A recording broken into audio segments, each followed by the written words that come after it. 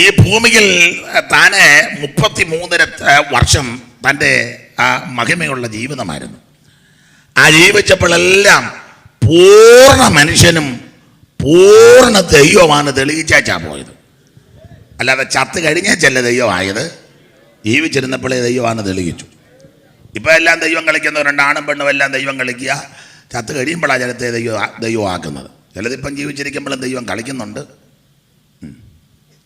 പെണ്ണുങ്ങൾ വരെ ദൈവം കളിക്കുന്നത്. അതെ, നമ്മുടെ വിഷയം അതല്ല. കാരണം പറയാറുന്ന നാളെയൊക്കെ യോഗം ഉള്ളത് കൊണ്ടാണ്. ഇന്നുകൊണ്ട് ഈ യോഗം അങ്ങ് പിരിച്ചുവിടുകാരെന്നെ പറഞ്ഞാൽ ഞാനും പോയാനും നിങ്ങളുമൊക്കെ മിക്കവാറും പോയാനും. അപ്പോൾ യേശുക്രിസ്തു ജീവിച്ചിരുന്നപ്പോൾ പൂർണ്ണ ദൈവവും പൂർണ്ണ മനുഷ്യനുമായിട്ട് തെളിയിച്ചു. 1-2 തെളിവ് തരാം. ഈ സാക്ഷിക്കാരെന്ന് പറയുന്നൊരു ഗ്രൂപ്പുണ്ട്. ഞങ്ങളുടെ അവിടെ ഉണ്ട്, ഇവിടെ ഉണ്ടോ പുത്തൂരുണ്ടെന്ന് അറിയത്തില്ല. സാക്ഷിക്കാർ അങ്ങ് തെളിക്കണ്ട സാക്ഷിക്കാർ. അപ്പം അവർ പറയുന്ന യേശു ദൈവം അല്ലെന്നാ. ഏതെങ്കിലും സാക്ഷി ഇതിനകത്തുണ്ടെങ്കിൽ സാക്ഷിക്ക് 1-2 വാക്യം തരാം. അമ്മ ഇരിക്കുകയായിരിക്കും അതിനിടെ സാക്ഷി. അപ്പോൾ അവർ പറയുന്ന യേശു ദൈവം അല്ലെന്നാ. യേശു ക്രിസ്തു ആ ദൈവം. അതിന് 1-2 തെളിവ്. തോമാസ് ഒരിക്കൽ പറഞ്ഞൊരു പദമുണ്ട്, എൻ്റെ കർത്താവും എൻ്റെ ദൈവവുമായുള്ളവേ. യേശുക്രിസ്തു ദൈവമാണ്. കൂടെ നടന്ന ആളാണ് പറഞ്ഞത്.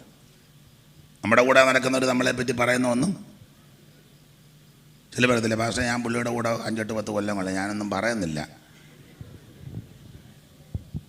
ഞാനൊന്നും ഇപ്പം അതുകൊണ്ട് ആരോടും ചോദിക്കാതിരിക്കുന്നതായിരിക്കും കുറച്ചുകൂടെ നല്ലത്. എന്നാൽ കൂടെ നടന്ന ആ തോമാസ് പറഞ്ഞത് എൻ്റെ കർത്താവും എൻ്റെ ദൈവമായുള്ളൂ. യോഹന്നാന്റെ 1-ാം ലേഖനം 5-ാം അധ്യായത്തിൻ്റെ 20-ാമത്തെ വാക്യത്തിലും തത്തുല്യമായ ഒരു പ്രയോഗമായിട്ടിരിക്കുന്നത് യോഹന്നാൻ. അത് മാറോട് ചേർന്നിരുന്ന പുള്ളിയാ. വായിച്ച 5:20. അവൻ സത്യദൈവവും നിത്യജീവനുമാകുന്നു. കണ്ടോ, മാറോട് ചേർന്നിരുന്ന യോഹന്നാൻ പറയുകയാ അവൻ സത്യദൈവവും നിത്യജീവനുമാണ്.